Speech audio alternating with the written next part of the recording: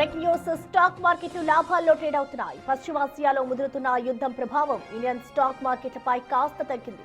Trading ప్రారంభంలో సూచీలు ఒడిదుడుకులకు గురయ్యాయి. ముఖ్యంగా చమురు ధరలు ఇన్వెస్టర్లపై ప్రభావం చూపాయి.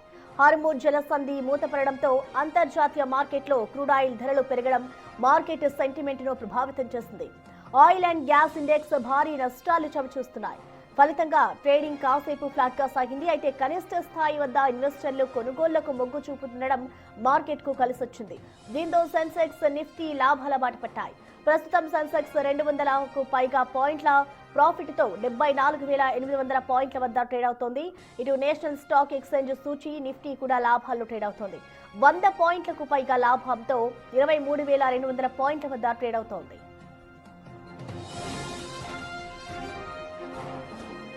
మరోవైపు పశ్చిమాసియాలో నెలకొన్న పరిస్థితులు బంగారం ధరలను ప్రభావితం చేస్తున్నాయి. ఇన్వెస్టర్లు సురక్షిత పెట్టుబడి సాధనమైన గోల్డ్ లో ఇన్వెస్ట్ చేసేందుకు మొగ్గు చూపుతున్నారు. ఫలితంగా గోల్డ్ కు డిమాండ్ కొనసాగుతోంది. అయితే నిన్నటితో పోలిస్తే ప్రస్తుతం హైదరాబాద్ మార్కెట్ లో బంగారం ధర కాస్త తగ్గింది.